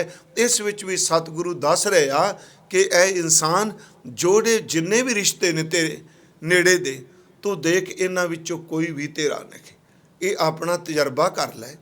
दूसरी गल, कई बारी महापुरख भगत जन गुरु साहबान वार वार एक गल नूं रिपीट करदे आ भी बंदे नूं समझ पै जाए। कबीर साहब जी का बचन है कि कबीर सब जग हों फिरियो मंदल कंध चढ़ाए, कोई काहू को नहीं सब देखी ठोक बजाए। कहते सब नूं नेड़े हो के देख लिया, ठोक बजा के देख लिया, इत्थे कोई भी किसी का नहीं, ये स्वार्थ है। पर नाल एक बचन किया कि नानक थिर हर भगत है। ये तो एक पक्ष है। कोई जाने कवन यहाँ जगमीत, जिस होए कृपाल सोई बिद बूझै, ताकि निर्मल रीत मात पिता भाई सुतबंता। ये महाराज ने सारे शब्द वरते कि ये विचों कुछ भी नहीं। हुण जिहड़ा रहन वाला है, इस विच सतगुरु महाराज कहंदे आ, नानक थिर हर भगत है ते राखो मन माहे। सिर्फ एक परमात्मा की भगती थिर है। भगत शब्द भज धातु तो बने। ਇਹਦਾ अर्थ ਆਪਾਂ सेवना भजना चेते करना सेवा करनी ये भी वरत्या जाता है। उन जिहड़ी भगती है गुरु घर दे अंदर कर्म कांडक नहीं, सिर विखावे मात्र। इत्थे भी गुरु तेग बहादुर साहब कहंदे ने थिर भगत है, इनू मन विच रख, इहदा विखावा ना कर। नानक थिर कर भगत है ते राखो मन माहे, इसनू अपने मन दे विच टिका लै। पुरातन समय तो भगती का जिक्र किया जाता है। भावें कि जिहड़ी भगती ते खोज करन वाले ने वो कहंदे आ भी 100 तो ही शुरू हुंदी है। वेद दे विच 3 गल्लां कहीआं गईआं ने, कर्म उपासना ते ज्ञान। पर मैं तो इक्को बेनती करांगा कि गुरु ग्रंथ साहिब कहते ने आद जुगादी परमात्मा की आद जुगादी ही भगती करने वाले रहे हैं। हर जुग जुग भगतों पाया, पैज रखदा आया राम राजे। महाराज कहते हैं जुगा जुगा तो परमात्मा के भगत होए, आद जुगादी वो भगती करते पे। पर इस भगती की जिहड़ी मूवमेंट है भारत विच, इस लहर शब्द वरता महाराज की वेद विच 3 गल्लां कहीआं, कर्म उपासना ते ज्ञान। श्री मद भगवत गीता विच ਜਿਹੜੀ ਭਗਤੀ ਹੈ ਇਹਨੂੰ ਥੋੜ੍ਹਾ ਜਿਹਾ ਨਿਖਾਰ ਕੇ ਹੋਰ ਕਿਹਾ ਗਿਆ। ਉੱਥੇ ਦੱਸਿਆ ਜਾਂਦਾ ਹੈ ਵੀ ਭਗਤੀ ਕਰਨ ਵਾਲੇ 4 ਤਰ੍ਹਾਂ ਦੇ ਭਗਤ ਨੇ, ਪਰ ਆਪਾਂ ਆਵਾਂਗੇ ਗੁਰਮਤਿ ਦੀ ਭਗਤੀ। ਥੋੜ੍ਹੀ ਜਿਹੀ ਸਿਰਫ ਬੇਨਤੀ ਸੇ ਸੰਬੰਧੀ, ਉਹ ਕਹਿੰਦੇ 4 ਤਰ੍ਹਾਂ ਦੇ ਭਗਤ ਨੇ। ਸ਼੍ਰੀਮਦ ਭਗਵਤ ਗੀਤਾ ਵਿੱਚ ਕਿਹਾ ਜਾਂਦਾ ਹੈ, ਪਹਿਲਾ ਭਗਤ ਜਿਹੜਾ ਹੈ ਉਹਨੂੰ ਕਹਿੰਦੇ ਨੇ ਅਰਥਾ ਅਰਥੀ। ਦੂਸਰੇ ਭਗਤ ਨੂੰ ਕਿਹਾ ਜਾਂਦਾ ਹੈ ਆਰਥ। ਤੀਸਰੇ ਭਗਤ ਨੂੰ ਕਿਹਾ ਜਾਂਦਾ ਹੈ ਜਗਿਆਸੂ, ਤੇ ਚੌਥੇ ਭਗਤ ਨੂੰ ਕਿਹਾ ਜਾਂਦਾ ਹੈ ਗਿਆਨੀ। ਇਹਨਾਂ ਦੀ ਥੋੜੀ ਜਿਹੀ ਵਿਆਖਿਆ ਸਿਰਫ। ਆਰਤ ਭਗਤ ਦਾ ਅਰਥ ਹੈ, ਜਾਂ ਅਰਥਾ ਅਰਥੀ, ਪਹਿਲਾਂ ਮੈਂ ਕਿਹਾ ਅਰਥਾ ਅਰਥੀ ਭਗਤ ਦਾ ਅਰਥ ਹੈ ਜਦੋਂ ਬੰਦੇ ਨੂੰ ਸੰਸਾਰਿਕ ਤੌਰ 'ਤੇ ਦੌਲਤ ਦੀ, ਪੈਸੇ ਦੀ, ਅਰਥ ਜਿਹਨੂੰ ਕਹਿੰਦੇ ਰੁਪਈਏ ਦੀ ਦੌੜ ਹੁੰਦੀ ਹੈ, ਅਤੇ ਉਸ ਗਰੀਬੀ ਦੇ ਦਿਨਾਂ ਵਿੱਚ, ਉਸ ਕੰਗਾਲੀ ਦੇ ਦਿਨਾਂ ਵਿੱਚ ਜਦੋਂ ਕੋਈ ਇਹਨੂੰ ਕਹਿ ਦੇ ਵੀ ਤੂੰ ਆ ਭਗਤੀ ਕਰ ਅਤੇ ਤੇਰਾ ਕੰਮ ਸਰ ਜਾਏਗਾ। ਮੈਂ ਕਿਹਾ ਵੀ ਇਹ ਉਹਦੇ ਵਿੱਚ ਲਿਖਿਆ। ਹੁਣ ਗੁਰਬਾਣੀ ਵਿੱਚ ਕਿਵੇਂ ਭਗਤੀ ਦਾ ਜ਼ਿਕਰ ਕੀਤਾ ਉਹ ਵੀ ਮੈਂ ਬੇਨਤੀ ਕਰਨੀ ਹੈ। ਉੱਥੇ ਅਰਥਾ ਅਰਥੀ ਦਾ ਜਦੋਂ ਪੈਸੇ ਨਹੀਂ ਅਤੇ ਉਦੋਂ ਬੰਦਾ ਭਗਤੀ ਕਰਦਾ, ਸਿਮਰਨ ਕਰ ਲਿਆ, ਜਪ ਤਪ ਕਰ ਲਿਆ। ਪਰ ਪਿਆਰਿਓ ਯਾਦ ਰੱਖਿਓ, ਇਹ ਵੀ ਫਿਰ ਉੱਚਾ ਮੁਕਾਮ ਨਹੀਂ, ਇਹ ਸਵਾਰਥ ਲਈ ਹੈ ਨਾ। ਉਹਦੇ ਵਿੱਚ ਸੁਖਨਾ ਜੇ ਤੁਸੀਂ ਇਹ ਦਿਓਗੇ ਤੇ ਮੈਂ ਇਹ ਕਰਾਂਗਾ। ਮਹਾਰਾਜ ਕਹਿੰਦੇ ਆ ਕਿ ਜੇ ਤੂੰ ਕੰਮ ਨੂੰ ਲੈ ਕੇ, ਪੈਸੇ ਨੂੰ ਲੈ ਕੇ ਭਗਤੀ ਕਰਨ ਸ਼ੁਰੂ ਕੀਤੀ ਏ ਤੇ ਫਿਰ ਸਦਾ ਲਈ ਭਗਤੀ ਕਾਰੋ ਦੀ, ਤੇ ਭਗਤੀ ਦਾ ਅਰਥ ਕੇਵਲ ਦੌਲਤ ਤੱਕ ਨਾ ਰੱਖ। ਫਿਰ ਖੈਰ ਉੱਥੇ ਅਰਥਾ ਅਰਥੀ ਦਾ ਅਰਥ ਦੌਲਤ ਲਈ। ਦੂਸਰਾ ਭਗਤ ਹੈ ਆਰਤ। ਆਰਤ ਦਾ ਅਰਥ ਹੈ ਕਿ ਬੰਦੇ ਕੋਲ ਪੈਸੇ ਹੈਗੇ ਆ, ਰੁਪਈਏ ਲਈ ਜਾਂ ਦੌਲਤ ਲਈ ਨਹੀਂ ਭਗਤੀ ਕਰ ਰਿਹਾ, ਉਹਦੇ 'ਤੇ ਮੁਸੀਬਤ ਆ ਗਈ ਕੋਈ। ਆਰਤ ਦਾ ਅਰਥ ਹੈ ਦੁਖੀ। ਉਹਨੂੰ ਕੋਈ ਰੋਗ ਲੱਗ ਗਿਆ, ਕੋਈ ਹੋਰ ਬਿਮਾਰੀ ਲੱਗ ਗਈ, ਜਿਵੇਂ ਅੱਜ ਕੱਲ੍ਹ ਅਸੀਂ ਦੇਖਦੇ ਹਾਂ, ਅਤੇ ਉਦੋਂ ਫਿਰ ਆਰਤ ਹੋਇਆ ਬੰਦਾ, ਦੁਖੀ ਹੋਇਆ ਬੰਦਾ ਉਸ ਮੁਸੀਬਤ ਤੋਂ ਆਪਣੇ ਆਪ ਨੂੰ ਬਚਾਉਣ ਵਾਸਤੇ ਪਰਮਾਤਮਾ ਦੀ ਭਗਤੀ ਵੱਲ ਚੱਲਦਾ ਹੈ। ਪਹਿਲਾ ਅਰਥਾ ਅਰਥੀ ਦੌਲਤ ਲਈ, ਦੂਸਰਾ ਅਰਜ਼ ਕੀਤੀ ਆਰਤ ਭਗਤ ਜਿਹੜਾ ਹੈ ਉਹ ਦੁੱਖ ਨੂੰ ਲੈ ਕੇ, ਮੁਸੀਬਤ ਤੋਂ ਬਚਣ ਲਈ ਉਹਦੇ ਲਈ ਭਗਤੀ। ਤੀਸਰਾ ਮੈਂ ਅਰਜ਼ ਕਰਾਂਗਾ ਜਗਿਆਸੂ। ਜਗਿਆਸੂ ਦਾ ਅਰਥ ਅੰਦਰ ਦੀ ਜਾਣਕਾਰੀ ਲੈਣ ਲਈ, ਆਪਣੇ ਅੰਦਰ ਦੇ ਸਮਾਧਾਨ ਨੂੰ ਹੱਲ ਕਰਨ ਦੇ ਲਈ ਇਹਨੂੰ ਕਿਹਾ ਜਾਂਦਾ ਹੈ, ਇਹ ਜਗਿਆਸੂ ਭਗਤ ਹੈ। ਅਤੇ ਜਿਹੜਾ ਸਭ ਤੋਂ ਉੱਤਮ ਹੈ ਉਹਦੇ ਲਈ ਸ਼ਬਦ ਵਰਤਿਆ ਗਿਆਨੀ ਭਗਤ।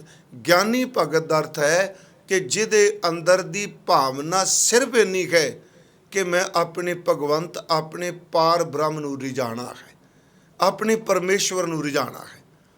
ਗੁਰਮਤ ਅੰਦਰ ਭਗਤੀ ਦੀ ਬੜੀ ਵੱਡੀ ਥਾਂ ਹੈ। ਗੁਰਮੁਖੋ, ਇਹ ਨਾ ਕੀ ਵੇਦ ਇਹ 'ਚ ਭਗਤੀ ਦੀ ਥਾਂ ਨਹੀਂ। ਇਹ ਵੀ ਸੱਚ ਜੇ ਕਿ ਆਦਿ ਕਾਲ ਤੋਂ ਭਗਤੀ ਦੇ ਨਾਂ 'ਤੇ ਰੱਜ ਕੇ ਪਖੰਡ ਵੀ ਹੋਇਆ, ਅਤੇ ਜੇ ਪਖੰਡ ਹੋਇਆ ਤੇ ਭਗਤੀ ਕਰਨ ਵਾਲਾ, ਅਸਲੀਅਤ ਵਾਲਾ ਵੀ ਇਸ ਧਰਤੀ ਉੱਤੇ ਹਰ ਵਕਤ ਕੋਈ ਨਾ ਕੋਈ ਕਾਇਮ ਜ਼ਰੂਰ ਰਿਹਾ ਹੈ। ਹੋ ਹਜ਼ੂਰ ਨੇ ਜਦੋਂ ਇੱਥੇ ਭਗਤ ਦੀ ਗੱਲ ਕਰਨੀ ਹੈ, ਨਾਨਕ ਤਿਰ ਹਰ ਭਗਤ ਹੈ ਤੇ ਰਾਖੋ ਮਨ ਮਾਹੇ। ਇਸ ਭਗਤੀ ਵਿੱਚ ਉਂਝ 9 ਤਰ੍ਹਾਂ ਦੀ ਭਗਤੀ ਦੱਸੀ ਗਈ ਹੈ ਜੀ। ਗੁਰੂ ਗ੍ਰੰਥ ਸਾਹਿਬ ਵਿੱਚ ਇੱਕ ਥਾਂ ਦਾ ਜ਼ਿਕਰ ਵੀ ਹੁੰਦਾ, ਭਗਤ 9 ਪ੍ਰਕਾਰਾ, 9 ਤਰ੍ਹਾਂ ਦੀ ਭਗਤੀ। ਉਹਦੇ ਵਿੱਚ ਸੁਣਨਾ, ਮੰਨਣਾ, ਸੇਵਾ, ਚਰਨਾਂ ਦੀ ਸੇਵਾ, ਸਖਾ ਭਾਵ ਆਦਿਕ। ਪਰ ਗੁਰਮਤ ਜਿਹੜਾ ਹੈ ਉਹ ਆਮ ਭਗਤੀ ਤੋਂ ਵਿਖੂਣੇ ਬਾਹਰਮੁਖੀ ਫੋਕਟ ਕਰਮ ਕਾਂਡਾਂ ਨੂੰ ਕੋਈ ਥਾਂ ਨਹੀਂ ਦਿੰਦਾ। ਗੁਰਮਤ ਜਿਹੜੀ ਹੈ ਉਹ ਪਿਆਰਿਓ ਭਾਉ ਭਗਤ ਨੂੰ ਸਵੀਕਾਰ ਕਰਦੀ ਹੈ, ਜਿਹਨੂੰ ਆਪਾਂ ਪ੍ਰੇਮਾ ਭਗਤੀ ਕਹਿੰਦੇ ਹਾਂ। ਸਭ ਤੋਂ ਪਹਿਲਾਂ ਭਗਤੀ ਕਰਨ ਵਾਸਤੇ ਪ੍ਰੇਮ ਦਾ ਹੋਣਾ ਅਤ ਲਾਜ਼ਮੀ ਹੈ। ਪ੍ਰੇਮ ਤੋਂ ਬਿਨਾਂ ਭਗਤੀ ਫਲੀਭੂਤ ਹੀ ਨਹੀਂ ਹੋ ਸਕਦੀ ਜੀ। ਪ੍ਰੇਮ ਤੋਂ ਬਿਨਾਂ ਸਿਰ ਬੱਧਾ ਚੱਟੀ ਹੈ, ਪ੍ਰੇਮ ਤੋਂ ਬਿਨਾਂ ਅੰਦਰ ਸਿਰ ਭਾਰ ਹੈ। ਇਸੇ ਕਰਕੇ ਗੁਰੂ ਗੋਬਿੰਦ ਸਿੰਘ ਮਹਾਰਾਜ ਜੀ ਨੇ 3 ਕਰਮਾਂ ਦਾ ਜ਼ਿਕਰ ਕੀਤਾ ਆਪਣੇ ਸਵਈਆਂ ਵਿੱਚ, ਕਿ ਜਿਨ੍ਹਾਂ ਕਰਮਾਂ ਦੇ ਵਿੱਚ ਲੱਗਦਾ ਤੇ ਹੈ ਧਰਮ ਕਮਾ ਰਿਹਾ ਹੈ, ਪਰ ਅੰਦਰ ਪ੍ਰੇਮ ਤੋਂ ਹੀਣਾ ਹੈ। ਮਹਾਰਾਜ ਨੇ ਕਿਹਾ ਕਾਹਾ ਭਇਓ ਜੋ ਦੋ ਲੋਚਨ ਮੂੰਦ ਕੈ। ਇਹ ਵੀ ਤਾਂ ਲੋਕ ਭਗਤੀ ਕਰਦੇ ਆ, ਨੇਤਰ ਬੰਦ ਨੇ ਤੇ ਅੰਤਰ ਆਤਮੇ ਮਹਾਰਾਜ ਕਹਿੰਦੇ ਕਪਟ ਚੱਲਦਾ ਪਿਆ। ਬਾਹਰਮੁਖੀ ਤਾਂ ਭਗਤੀ ਦਿਸ ਰਹੀ ਹੈ ਨਾ। ਮੈਂ ਤਾਂ ਬੇਨਤੀ ਕੀਤੀ ਵੀ ਅੰਦਰ ਭਾਉ ਭਗਤ ਨੂੰ ਮੰਨਿਆ, ਪ੍ਰੇਮਾ ਭਗਤੀ ਨੂੰ ਮੰਨਿਆ। ਮਹਾਰਾਜ ਗੁਰੂ ਗੋਬਿੰਦ ਸਿੰਘ ਕਹਿੰਦੇ ਆ, ਕਾਹਾ ਭਇਓ ਜੋ ਦੋ ਲੋਚਨ ਮੂੰਦ ਕੇ ਬੈਠ ਰਿਓ ਬਕ ਧਿਆਨ ਲਗਾਇਓ। ਜੇ ਸਿਰਫ ਤੂੰ ਅਭਿਆਸ ਕਰੀ ਜਾਂ ਸਰੀਰ ਦਾ ਕਿ ਨੇਤਰ ਬੰਦ ਕਰਕੇ ਮੈਂ ਜੀ 2 ਘੰਟੇ, ਇਹ ਜੀ 4 ਘੰਟੇ, ਇਹ 8 ਘੰਟੇ ਨਹੀਂ ਉੱਠਦਾ। ਮਹਾਰਾਜ ਕਹਿੰਦੇ ਨੇ ਸਰੀਰਕ ਤੌਰ 'ਤੇ ਅਭਿਆਸ ਕੀਤਿਆਂ ਤੂੰ 12 ਘੰਟੇ ਵੀ ਬੈਠ ਜਾਏਗਾ, ਪਰ ਇਹਨਾਂ 12 ਘੰਟਿਆਂ ਦੇ ਵਿੱਚ ਅੰਦਰ ਵਾਲਾ ਮਨਵਾ ਕਿੰਨਾ ਕੁ ਸਮਾਂ ਬੈਠਾ ਹੈ। ਜੇ ਬਗਲਾ, ਚਲੋ ਉਦਾਹਰਨ ਮਾਰਨ ਬਗਲੇ ਦੀ ਦਿੱਤੀ, ਉਹ ਅੱਖਾਂ ਵੀ ਬੰਦ ਕਰਦਾ ਹੈ, ਪਰ ਪਿਆਰੇ ਉਹਦੇ ਅੱਖਾਂ ਬੰਦ ਕਰਨ ਦੇ ਮਤਲਬ ਇਹ ਵੇ ਕਿ ਉਹ ਅੰਦਰੋਂ ਵੀ ਟਿਕਿਆ। ਮਹਾਰਾਜ ਕਹਿੰਦੇ ਨਹੀਂ, ਕਾਹਾ ਭਇਓ ਜੋ ਦੋ ਲੋਚਨ ਮੂੰਦ ਕੈ ਬੈਠ ਰਿਓ ਬਕ ਧਿਆਨ ਲਗਾਇਓ। ਨਾਤ ਫਿਰਿਓ ਲਿਏ ਸਾਤ ਸਮੁੰਦਰਨ ਲੋਕ ਗਇਓ ਪਰ ਲੋਕ ਗਵਾਇਓ। ਹਰ ਤੀਰਥ ਦਾ ਇਸ਼ਨਾਨ ਕੀਤਾ, ਪਰ ਪ੍ਰੇਮਾ ਭਗਤੀ ਨੂੰ ਮੈਂ ਇੱਕ ਲਫ਼ਜ਼ ਵਰਤਿਆ, ਫੋਕਟ ਕਰਮ। ਫੋਕਟ ਲਫ਼ਜ਼ ਵਰਤਿਆ ਕਿ ਜਿਹਦੇ ਵਿੱਚ ਕੋਈ ਰਸ ਨਹੀਂ, ਭਗਤੀ ਨਹੀਂ। ਉਹ ਮਹਾਰਾਜ ਕਹਿੰਦੇ ਕਾਹਾ ਭਇਓ ਜੋ ਦੋ ਲੋਚਨ ਮੂੰਦ ਕੇ ਬੈਠ ਰਿਓ ਬਕ ਧਿਆਨ ਲਗਾਇਓ।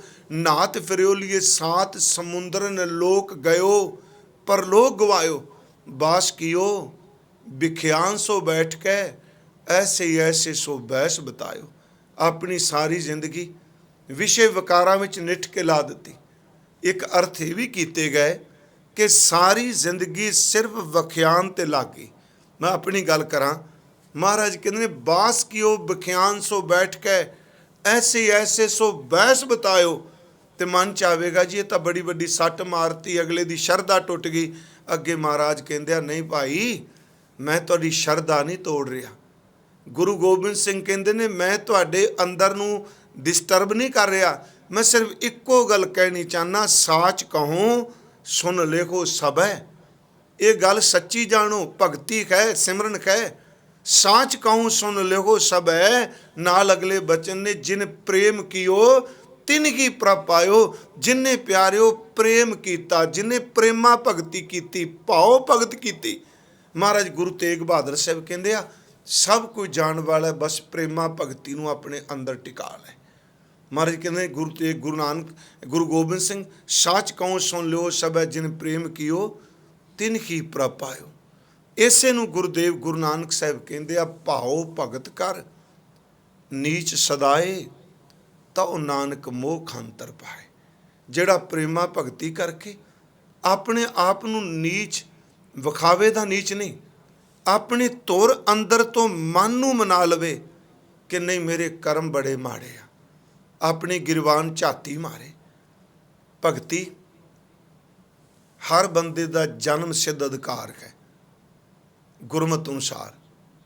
ਮਰਜ਼ ਕਰ ਲੱਗਾ ਜਨਮ ਸਿੱਧ ਕਿਹਾ, ਮੈਂ ਧਰਮ ਸਿੱਧ ਨਹੀਂ ਕੇਵਲ ਕਿਹਾ, ਤੇ ਮੈਂ ਜਾਤ ਸਿੱਧ ਨਹੀਂ ਕਿਹਾ।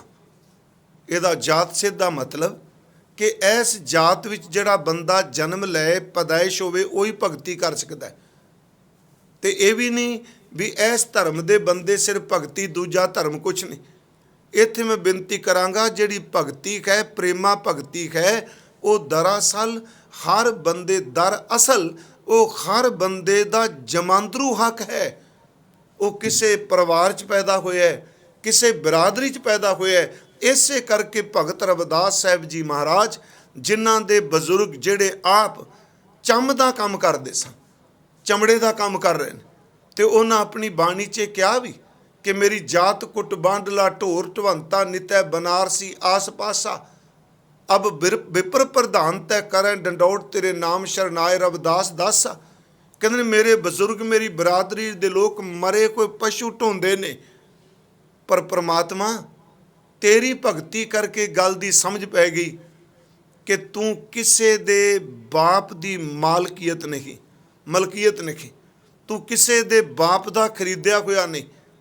ਇਹੀ ਤਾਂ ਗੁਰਮਤਿ ਨੇ ਏਡੀ ਵੱਡੀ ਬਖਸ਼ਿਸ਼ ਕੀਤੀ ਬਈ ਇਹ ਜਨਮ ਸਿੱਧ ਅਧਿਕਾਰ, ਕੋਈ ਵੀ ਭਗਤੀ ਕਰੇ, ਉਹਦਾ ਪਿਛੋਕੜ ਕੀ ਹੈ, ਉਹਦੀ ਜਾਤ ਕਰਕੇ ਭਾਵੇਂ ਕੋਈ ਵੀ ਹੋਵੇ, ਪਰ ਮਹਾਰਾਜ ਕਹਿੰਦੇ ਨੇ ਕਰਮ ਉਹਦੇ ਜੇ ਨਿਰਮਲ ਨੇ। ਭਗਤ ਰਵਿਦਾਸ ਸਾਹਿਬ ਦਾ ਬਚਨ ਹੈ, ਆਪਨ ਬਾਪੈ ਨਾਹੀ ਕਿਸੀ ਕੋ।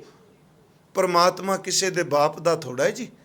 ਜਿਵੇਂ ਦੁਕਾਨ, ਘਰ, ਮਕਾਨ, ਜ਼ਮੀਨ, ਗੱਡੀ, ਇਹ ਬੰਦੇ ਦਾ ਕਹਿੰਦਾ ਮੇਰਾ ਪਿਓ ਬਣਾ ਕੇ ਗਿਆ। ਨਹੀਂ ਪਿਆਰਿਓ, ਰੱਬ ਕਿਸੇ ਦੇ ਪਿਓ ਦਾ ਖਰੀਦਿਆ ਬਣਾਈ ਹੋਈ ਜਾਇਦਾਦ ਦੀ ਤਰ੍ਹਾਂ ਨਹੀਂ। ਗੁਰੂ ਸਾਹਿਬ ਕਹਿੰਦੇ ਉਹ ਤਾਂ ਸਿਰ ਪ੍ਰੇਮ ਦਾ ਹੈ। ਆਪਨ ਬਾਪ ਹੈ ਨਾ ਹੀ ਕਿਸੇ ਕੋ, ਭਾਵਨ ਕੋ ਹਰ ਰਾਜਾ। ਉਹ ਭਾਵਨਾ ਦਾ ਹੈ, ਜਿਸ ਅੰਦਰ ਭਾਵਨਾ ਪੈਦਾ ਹੋਗੀ ਉਸੇ ਦਾ। ਮੈਂ ਤਾਂ ਥੋੜ੍ਹਾ ਜਿਹਾ ਬਚਨ ਕੀਤਾ, ਥਿਰ ਹਰ ਭਗਤ, ਹਰੀ ਦੀ ਭਗਤੀ, ਉਹਦਾ ਸਿਮਰਨ, ਉਹਦਾ ਚਿੰਤਨ, ਤੇ ਜਿੱਥੇ ਪ੍ਰੇਮਾ ਭਗਤ ਹੈ। ਮਹਾਰਾਜ ਸੱਚੇ ਪਾਤਸ਼ਾਹ ਕਹਿੰਦੇ ਆ ਪ੍ਰੇਮਾ ਭਗਤ ਦੇ ਵਿੱਚ ਹੀ ਉਹ ਸਮਾਉਂਦਾ ਹੈ। ਹਾਂ, ਇਹ 'ਚ ਕੋਈ ਸ਼ੱਕ ਨਹੀਂ। ਪ੍ਰੇਮਾ ਭਗਤੀ ਦੇ ਨਾਂ ਉੱਤੇ ਵੀ ਪ੍ਰਪੰਚਕ, ਕਿਤੇ ਵੀ ਕਿਸੇ ਫੀਲਡ ਚੱਲੋਗੇ ਤੁਹਾਨੂੰ ਜਿੱਥੇ ਅਸਲੀਅਤ ਮਿਲੇਗੀ ਉੱਥੇ ਨਕਲ ਜ਼ਰੂਰ ਮਿਲੇਗੀ। ਇਹ ਹੋ ਹੀ ਨਹੀਂ ਸਕਦਾ ਨਾ ਮਿਲੇ। ਹੁਣ ਪ੍ਰੇਮਾ ਭਗਤੀ ਵਾਲੇ ਦੀਆਂ ਅੱਖਾਂ 'ਚੋਂ ਵੀ ਪਾਣੀ ਨਿਕਲਦਾ ਹੈ ਤੇ ਪਖੰਡੀ ਦੀਆਂ ਅੱਖਾਂ ਵਿੱਚੋਂ ਵੀ ਨਿਕਲ ਆਉਂਦਾ। ਫਰਕ ਹੈ ਥੋੜ੍ਹਾ ਜਿਹਾ। ਜਿਵੇਂ ਇੱਕ ਸਟੀਲ ਦਾ ਗਲਾਸ ਕੋਈ ਲੈ ਲੈ, ਇੱਕ ਸਟੀਲ ਦਾ ਜੱਗ ਲੈ ਲੈ, ਉਹਦੇ ਵਿੱਚ ਠੰਡਾ ਨੀਰ ਪਾ ਦਿਓ ਤੇ ਉਸ ਭਾਂਡੇ ਦੇ ਬਾਹਰ ਵਾਲੇ ਪਾਸੇ ਵੀ ਪਾਣੀ ਦੀਆਂ ਬੂੰਦਾਂ ਆ ਜਾਣਗੀਆਂ। ਗਲਾਸ ਵਿੱਚ ਪਾਣੀ ਠੰਡਾ ਪਾਓ, ਉਸ ਗਲਾਸ ਦੇ ਬਾਹਰ ਵਾਲੇ ਪਾਸੇ ਵੀ ਪਾਣੀ ਦੀਆਂ ਬੂੰਦਾਂ ਨੇ। ਇਹਦਾ ਮਤਲਬ ਇਹ ਨਹੀਂ ਕੋ ਮੈਟਲ ਜਿਹੜਾ ਹੈ ਉਹ ਕੋਮਲ ਹੋ ਗਿਆ ਹੈ, ਉਹਨੇ ਆਪਣਾ ਸਖਤਪੁਣ ਛੱਡ ਦਿੱਤਾ ਹੈ। ਪਖੰਡੀ ਪਰਪੰਚੀ ਦੀ ਅੱਖਾਂ 'ਚ ਨੀਰ ਇਸ ਤਰ੍ਹਾਂ ਜਿਵੇਂ ਸਟੀਲ ਦੇ ਗਲਾਸ 'ਚ ਪਾਇਆ ਹੈ, ਤੇ ਜਿਹੜਾ ਹਿਰਦੇ ਤੋਂ ਭਿੱਜ ਕੇ ਭਗਤੀ ਕਰਦਾ ਹੈ, ਅੰਦਰੋਂ ਆਪਣੇ ਆਪ ਨੂੰ ਸਮਰਪਣ ਹੋ ਕੇ ਕਰਦਾ ਹੈ, ਉਹਦੀਆਂ ਅੱਖਾਂ ਦੀ ਇੱਕ ਬੂੰਦ, ਇੱਕ ਅਥਰੂ ਕਰੋੜਾਂ ਜਨਮਾਂ ਦੀ ਮੈਲ ਧੋਣ ਦੀ ਸਮਰੱਥਾ ਰੱਖਦਾ ਹੈ, ਅੰਦਰ ਸ਼ੁੱਧਤਾ ਪੈਦਾ ਕਰਦਾ ਹੈ। ਗੁਰੂ ਸਾਹਿਬ ਨੇ ਕਿਹਾ ਜਿਹਨੇ ਭਗਤੀ ਕੀਤੀ, ਇੱਕ ਉਦਾਹਰਨ ਮੈਂ ਆਪ ਨੂੰ ਬਾਣੀ 'ਚੋਂ ਦਿਆਂਗਾ। ਵੇਖੋ, ਆਪਣੇ ਵਾਸਤੇ ਇਸ਼ਟ ਗੁਰੂ ਗ੍ਰੰਥ ਸਾਹਿਬ ਸੱਚੇ ਪਾਤਸ਼ਾਹ ਨੇ। ਕਬੀਰ ਸਾਹਿਬ ਜੀ ਦਾ ਸ਼ਬਦ ਹੈ, ਮੈਂ ਸੋਹਣੇ ਇਸ ਤੁਕ ਤੇ ਬੋਲ ਰਿਹਾ, ਨਾਨਕ ਥਿਰ ਹਰ ਭਗਤ ਹੈ, ਤੇ ਰਾਖੋ ਮਨ ਮਾਹੇ। ਉਸ ਭਗਤੀ ਨੂੰ ਆਪਣੇ ਮਨ 'ਚ ਰੱਖ। ਉਸ ਵਿੱਚ ਉਦਾਹਰਨ ਉਹਨਾਂ ਬੜੀ ਪੁਰਾਤਨ ਦਿੱਤੀ। ਹਸਤਨਾਪੁਰ ਸ਼੍ਰੀ ਕ੍ਰਿਸ਼ਨ ਭਗਵਾਨ ਹੁੰਦੇ ਨੇ, ਤੇ ਉਹ ਬਿਦਰ ਦੇ ਘਰ ਜਾਂਦੇ ਆ। ਉਦਾਹਰਨ ਸਭ ਨੂੰ ਪਤਾ ਹੈ। ਉਹ ਬਿਦਰ ਦੇ ਘਰ ਜਾਂਦੇ ਆ ਤੇ ਦੁਰਯੋਧਨ ਜਿਹੜਾ ਹੈ ਉਹਨੂੰ ਪਤਾ ਲੱਗਦਾ ਸੁਬਾਹ, ਉਹ ਕਲਪ ਉੱਠਦਾ ਤੇ ਉਹ ਕ੍ਰਿਸ਼ਨ ਜੀ ਨੂੰ ਆਪਣੇ ਅੰਦਰ ਦੀ ਜਿਹੜੀ ਭੜਾਸ ਹੈ ਉਹ ਕੱਢਦਾ ਤੇ ਕਹਿੰਦਾ, ਦੇਖੋ ਜੀ ਕਿ ਤੁਸੀਂ ਇੱਕ ਦਾਸੀ ਦੇ ਪੁੱਤਰ ਦੇ ਘਰ ਰਾਤ ਰਹੇ, ਸਾਡੇ ਏਡੇ ਵੱਡੇ ਮਹਿਲ, ਸਾਡੇ ਇੰਨੇ ਪ੍ਰਕਾਰ ਦੇ ਕੀਮਤੀ ਪਕਵਾਨ, ਇੰਨੇ ਸੋਹਣੇ ਬਿਸਤਰ, ਇੰਨੀਆਂ ਸੋਹਣੀਆਂ ਅਸਵਾਰੀਆਂ, ਤੁਸੀਂ ਸਭ ਕੁਝ ਛੱਡ ਕੇ ਇੱਕ ਝੌਂਪੜੀ ਵਾਲੇ ਬਿਦਰ ਦੇ ਘਰ ਕਿਉਂ ਚਲੇ ਗਏ? ਉਹਦੇ ਅੰਦਰ ਇਹ ਸੀ ਵੀ ਸਾਡੇ ਕੋਲ ਇੰਨਾ ਕੁਝ। ਮੈਂ ਇਹਦੀ ਬੇਨਤੀ ਕਰਾਂਗੇ ਦੇ ਅੰਤਰੀਵ ਅਰਥ ਵੀ ਆਪਾਂ ਕਰਨੇ। ਉਸ ਵਕਤ ਕ੍ਰਿਸ਼ਨ ਜੀ ਨੇ ਜਿਹੜੇ ਸ਼ਬਦ ਕਹੇ, ਇਹਨਾਂ ਦਾ ਜ਼ਿਕਰ ਗੁਰੂ ਗ੍ਰੰਥ ਸਾਹਿਬ ਵਿੱਚ ਵੀ ਹੈ ਤੇ ਇਹਦੀ ਵਿਆਖਿਆ ਸ਼੍ਰੀਮਾਨ ਭਾਈ ਗੁਰਦਾਸ ਸਾਹਿਬ ਨੇ ਵੀ ਕੀਤੀ ਹੈ। ਭਾਈ ਸਾਹਿਬ ਨੇ ਤੇ ਲਿਖਿਆ, ਆਇਆ ਸੁਣਿਆ ਬਿਦਰ ਦੇ ਬੋਲੇ ਦੁਰਯੋਧਨ ਕੋਈ ਰੁੱਖਾ, ਘਰ ਅਸਾਡੇ ਛੱਡ ਕੇ ਚੇਲੇ ਦੇ ਕਰ ਜਾਏ ਕਿ ਸੁੱਖਾ, ਗੋਲੇ ਦੇ ਕਰ ਜਾਏ ਕਿ ਸੁੱਖਾ। ਭੀਖਮ ਦਰੋਣਾ ਕਰਨ ਤਾਂ ਜਿਹੜੇ ਏਡੇ ਏਡੇ ਘਰ ਦੀਆਂ ਉੱਚੀਆਂ ਸ਼ਖਸੀਅਤਾਂ ਨੇ, ਇਹਨਾਂ ਨੂੰ ਛੱਡ ਕੇ ਤੂੰ ਝੁੱਗੀ ਵਿੱਚ ਜਾ ਬੈਠਾ, ਦੱਸ ਉੱਥੇ ਕਿਉਂ ਤੁਸੀਂ ਚਲੇ ਗਏ? ਉੱਥੇ ਮੈਨੂੰ ਜਿਹੜੀਆਂ ਉਸ ਪੌੜੀ 'ਚੋਂ ਜਿਹੜੀਆਂ ਤੁਕਾ ਤੱਤ ਨੇ, ਉੱਥੇ ਉਹਨਾਂ ਇੱਕੋ ਗੱਲ ਕਹੀ, ਕਹਿਣ ਲੱਗੇ, ਭਾਉ ਜਵੇਖਾ ਬਿਦਰ ਦੇ, ਹੋਰੀ ਦੇ ਚਿਤ ਚਾਓ ਨਾ ਚੁੱਖਾ। ਤੇਰੇ ਕੋਲ ਭੀਸ਼ਮ ਹੈ, ਕਰਨ ਹੈ, ਦਰੋਣਾਚਾਰਿਆ ਨੇ, ਤੇਰੇ ਕੋਲ ਹਰ ਸੁੱਖ ਹੈ, ਪਰ ਤੇਰੇ ਕੋਲ ਉਹ ਭਾਵਨਾ ਨਹੀਂ, ਉਹ ਪ੍ਰੇਮ ਨਹੀਂ ਜਿਹੜਾ ਬਿਦਰ ਦੇ ਕੋਲ ਹੈ। ਭਾਉ ਜਵੇਗਾ ਬਿਦਰ ਦੇ, ਖੌਰੀ ਦੇ ਚਿਤ ਚਾਓ ਨਾ ਚੁੱਖਾ। ਉਹਦੇ ਅਖੀਰ 'ਚ ਭਾਈ ਸਾਹਿਬ ਲਿਖਦੇ ਆ, ਗੋਬਿੰਦ ਭਾਉ ਭਗਤ ਦਾ ਭੁੱਖਾ। ਭਾਉ ਭਗਤ ਮੈਂ ਸ਼ਬਦ ਵਰਤਿਆ, ਇਕੱਲੀ ਭਗਤੀ ਵੀ ਨਹੀਂ। ਇਸ ਸ਼ਬਦ ਨੂੰ ਗੁਰੂ ਗ੍ਰੰਥ ਸਾਹਿਬ ਵਿੱਚ ਭਗਤ ਕਬੀਰ ਸਾਹਿਬ ਨੇ ਉਚਾਰਨ ਕੀਤਾ ਤੇ ਉਹਨਾਂ ਨੇ ਕਿਹਾ, ਰਾਜਨ ਕੌਣ ਤੁਮਾਰੇ ਆਵੇ, ਤੇਰੇ ਘਰ 'ਚ ਕੌਣ ਆਉਂਦਾ, ਤੇਰੇ ਕੋਲ ਉਹ ਪ੍ਰੇਮਾ ਭਗਤੀ ਵਾਲਾ ਹਿਰਦਾ ਨਹੀਂ। राजन कौन तुम्हारे आवे, ऐसो भाव बिदर को देखियो, ओए गरीब मोह भावै। ਉਹਦੇ ਅੰਦਰ ਪ੍ਰੇਮ ਦੇਖਿਆ, ਉਹਦੇ ਅੰਦਰ ਅਸੀਂ ਭਾਵਨਾ ਦੇਖੀ, ਉਹਦੇ ਅੰਦਰ ਇਹ ਨਹੀਂ ਦੇਖਿਆ ਉਹਦਾ ਘਰ ਕਿੰਨਾ ਕੁ ਵੱਡਾ, ਉਹਦੇ ਕੋਲ ਦੌਲਤ ਕਿੰਨੀ ਕੁ। ਐਸੋ ਭਾਉ ਬਿਦਰ ਕੋ ਦੇਖਿਓ, ਓਏ ਗਰੀਬ ਮੋਹ ਭਾਵੈ। ਉਹ ਨਿਮਰਤਾ ਵਾਲਾ ਮੈਨੂੰ ਚੰਗਾ ਲੱਗਾ। ਹਸਤੀ ਦੇਖ ਭਰਮ ਤੇ ਭੂਲਾ, ਸ੍ਰੀ ਭਗਵਾਨ ਨਾ ਜਾਣਿਆ। ਤੁਮਰੋ ਦੂਧ ਬਿਦਰ ਕੋ ਪਾਨੋ, ਅੰਮ੍ਰਿਤ ਕਰ ਮੈਂ ਮਾਨਿਆ। ਖੀਰ ਸਮਾਨ ਸਾਗ ਮੈਂ ਪਾਇਆ, ਗੁਣ ਗਾਵਤ ਰੈਨ ਬਿਹਾਨੀ। ਕਬੀਰ ਕੋ ਠਾਕੁਰ ਆਨੰਦ ਬਿਨੋਦੀ, ਜਾਤ ਨਾ ਕਾਹੂ ਕੀ ਮਾਨੀ। ਇਸ ਵਿੱਚ ਭਗਤ ਸਾਹਿਬ ਨੇ ਸਪਸ਼ਟ ਕੀਤਾ ਕਿ ਉਹ ਕਹਿ ਰਹੇ ਨੇ ਕਿ ਦੇਖ ਦੁਰਯੋਧਨ, ਤੇਰੇ ਕੋਲ ਹਾਥੀ ਨੇ, ਘੋੜੇ ਨੇ, ਉਸ ਕੋਲ ਝੌਂਪੜੀ ਹੈ, ਉਹਦੇ ਕੋਲ ਨਿਮਰਤਾ ਹੈ। ਤੇਰੇ ਘਰ ਦੇ ਅੰਦਰ ਖੀਰ ਹੈ, ਉਹਦੇ ਘਰ ਦੇ ਵਿੱਚ ਸਾਗ ਹੈ, ਉਹਦੇ ਘਰ ਦੇ ਵਿੱਚ ਕੋਰੇ ਮੱਟ ਦਾ ਪਾਣੀ ਹੈ। ਹਸਤੀ ਦੇਖ ਭਰਮ ਤੇ ਭੂਲਾ, ਸ੍ਰੀ ਭਗਵਾਨ ਨਾ ਜਾਣਿਆ। ਤੁਮਰੋ ਦੂਧ ਬਿਦਰ ਕੋ ਪਾਨੋ, ਅੰਮ੍ਰਿਤ ਕਰ ਮੈਂ ਮਾਨਿਆ। ਖੀਰ ਸਮਾਨ ਸਾਗ ਮੈਂ ਪਾਇਆ, ਉਹਦੇ ਘਰ ਦਾ ਸਾਗ ਵੀ ਤੇਰੀ ਖੀਰ ਤੋਂ ਉੱਤਮ ਹੈ। ਗੁਣ ਗਾਵਤ ਰਹਿਨ ਬਿਖਾਨੀ, ਕਬੀਰ ਕੋ ਠਾਕੁਰ ਆਨੰਦ ਬਿਨੋਦੀ, ਜਾਤ ਨਾ ਕਾਹੂ ਕੀ ਮਾਨੀ।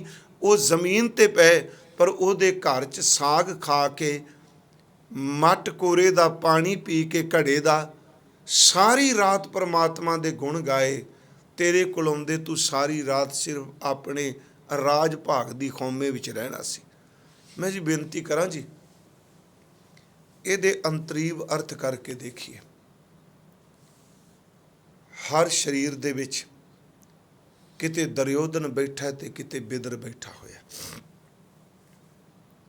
ਇਹ ਵੀ ਤਾਂ ਇੱਕ ਘਰ ਨੇ ਨਾ।